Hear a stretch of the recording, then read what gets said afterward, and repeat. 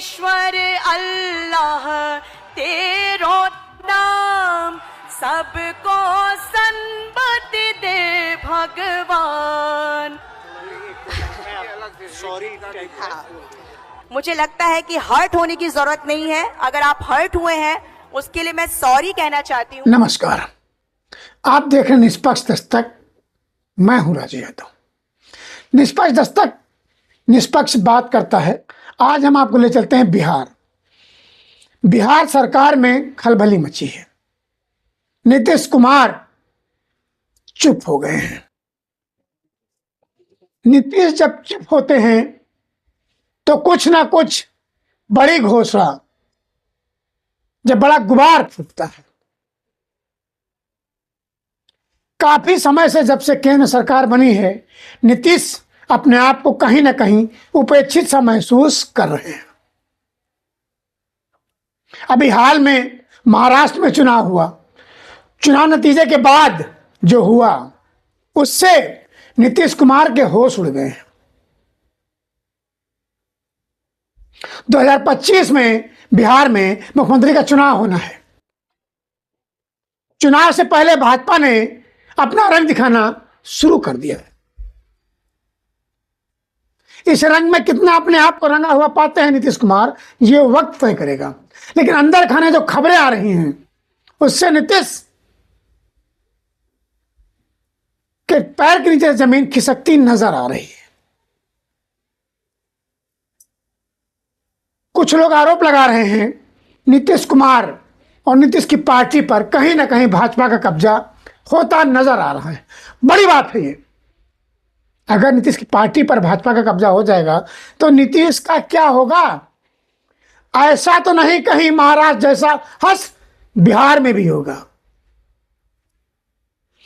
क्योंकि बिहार के एक नेता ने यह भी कहा है कि जब तक हम बिहार में भाजपा की सरकार नहीं बनाएंगे तब तक भारत रत्न अटल बिहारी वाजपेयी को सच्ची श्रद्धांजलि नहीं होगी।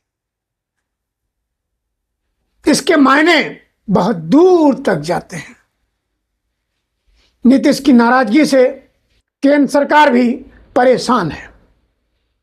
नीतीश कुमार चाहते हैं कि एनडीए का भाजपा का मुख्यमंत्री घोषित किया जाए, लेकिन इस पर भाजपा मौन है। और भाजपा का मौन देखते देखते नीतीश कुमार भी अब चुप्पी साध चुके हैं। जब से नीतीश ने चुप्पी साधी है, भाजपा के नेताओं ने नीतीश कुमार के लिए बड़ी बड़ी बातें करना शुरू कर दी है। बिहार के बड़े नेता, केंद्र सरकार के मंत्री गिरिराज सिंह ने यहां तक कह दिया कि नीतीश कुमार कोई आम आदमी नहीं है, इन्हें तो भारत रत्न दिया जाना चाहिए। कितनी बड़ी बात गिरिराज ने गिरिराज की तरह कर दी है। क्या होगा ये वक्त बताएगा। जिस तरह से महाराष्ट्र में चीजें बदली हैं वो कहीं ना कहीं नीतीश के कान खड़े कर देते। अच्छा, कान खड़े होना भी लाजमी है क्योंकि बिहार में 20% आबादी एससी है, जो अब नीतीश कुमार के पास से खिसकती नजर आ रही है। पासवान, चिराग पासवान और मांझी के सक्रिय होने से नीतीश को अपना भविष्य कहीं ना कहीं अंधकार सा नजर आना प्रारंभ हो गया।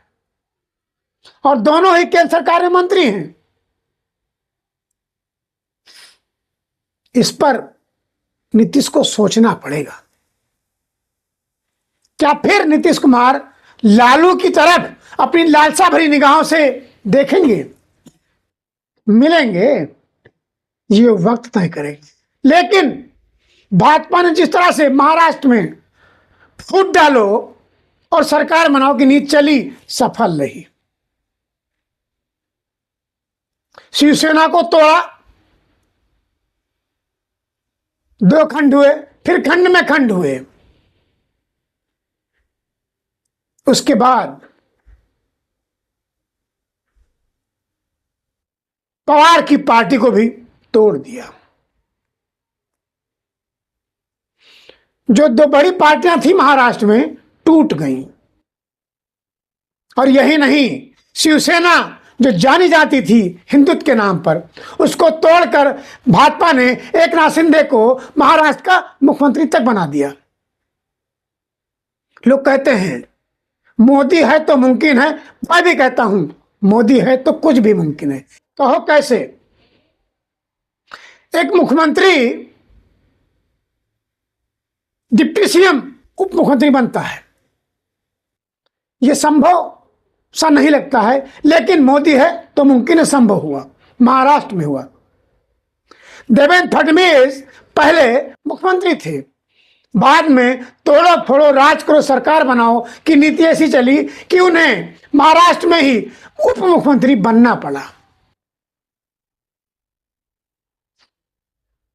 वही पवार दादा का बड़ा नाम था, उनका भतीजा उनसे अलग हो गया, भाजपा महाराष्ट्र में सफल हो गई।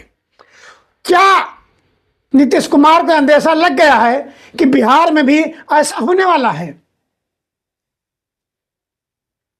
क्योंकि कहीं ना कहीं भाजपा के कुछ नेताएं हैं जो नीतीश के साथ हैं और नीतीश उन पर विश्वास भी करते हैं। कुछ कांग्रेस से आए हैं जो नीतीश के दाहिने और बाएं हाथ बने हैं, यानी भाजपा और कांग्रेस मिलकर नीतीश का दाहिना और बाएं हाथ बन गया है। क्या नीतीश को समझ पाएंगे? जो नीतीश की चुप्पी है, क्या यही है? गृह मंत्री ने तो यहां तक की घोषणा कर दी है, चुनाव होगा, लेकिन चुनाव के बाद मुख्यमंत्री का चेहरा तय होगा। नीतीश चाहते हैं पहले तय हो जाए, लेकिन फिर मैंने कहा ना, मोदी है तो मुमकिन है, कुछ भी होना असंभव नहीं है।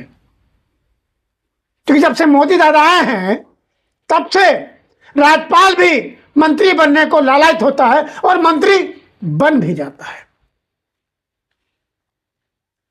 जब एक मुख्यमंत्री उप मुख्यमंत्री बनकर काम कर सकता है, एक राज्यपाल मंत्री बनकर काम कर सकता है, वो भी एक किसी प्रदेश में मंत्री बनकर काम कर सकता है, तो मोदी है तो सब कुछ मुमकिन है, यह सच है। अंबेडकर के मुद्दे पर नीतीश कुमार चुप हैं, अल्पसंख्यक के मुद्दे पर नीतीश कुमार चुप हैं, जबकि केंद्र सरकार नीतीश कुमार के समर्थन से बनी है। नीतीश अगर ना चाहते तो सरकार बनना दूर की कौड़ी साबित हो जाता।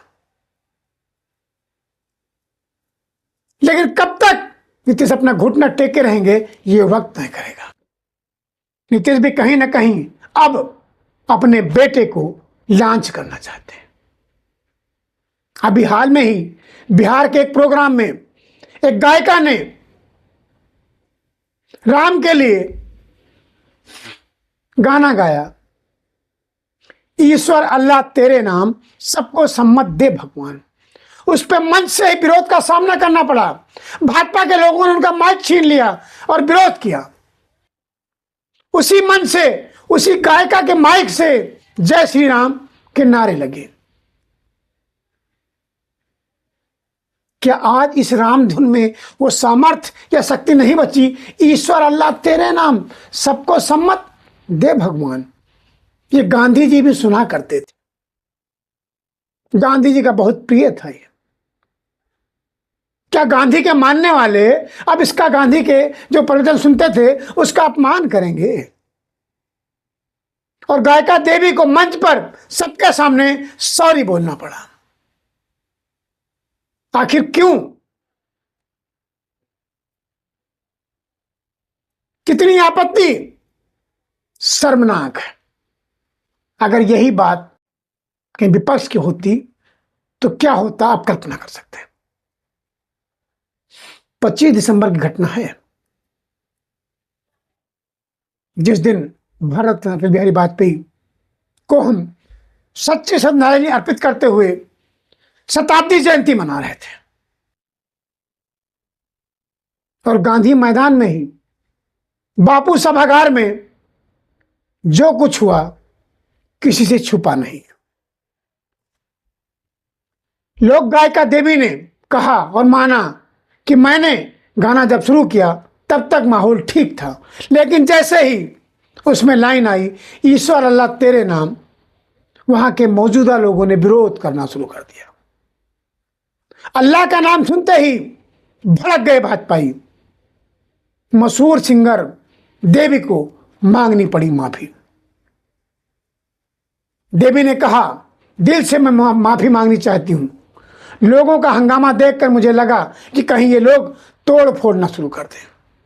मुझे आमंत्रित करने वाले लोगों को नुकसान नहीं होना चाहिए। माहौल को शांत करने के लिए मुझे माफी मांगनी पड़ी। लेकिन इस पर भी बड़े नेताओं ने दखल नहीं दिया। ये हो क्या रहा है? विरोध करने वालों पर कार्रवाई होनी चाहिए। एक भारत नेक भारत है। हम भारत की बात करते हैं। भारत में सब समान होना चाहिए। और कहीं ना कहीं बिहार में ये इनका मतदाता भी है, इसलिए नीतीश कुमार को नित्य सोचना पड़ेगा कि उन्हें क्या करना है।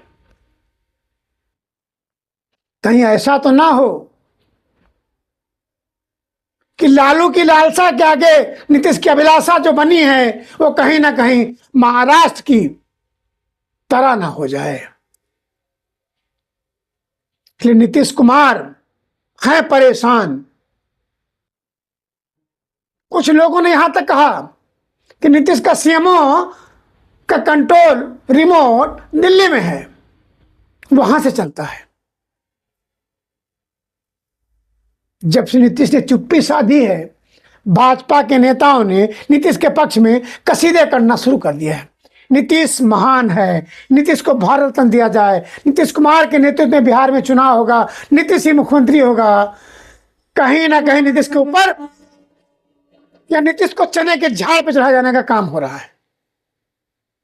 अब देखना यह होगा कि 2025 में नीतीश कुमार चने के झाड़ पे चढ़ते हैं या फिर उनका जो गेम है, जब भी वो चुप्पी साधते हैं, दाहिने हाथ से जो करते हैं बाएं को नहीं पता होता, और बाएं से करते हैं तो दाएं को नहीं पता होता है। कभी नीतीश कुमार ने कहा था, मर जाऊंगा, भाजपा नहीं जाऊंगा।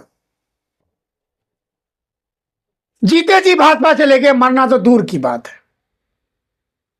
अब क्या फिर वो पलटू राम पलटकर बिहार में सरकार बनाने के लिए क्या लालू की तरफ लालसा भरी निगाहों से देखना पसंद करेंगे, या फिर वहां की जनता उन्हें अपना नेतृत्व देना स्वीकार करेगा?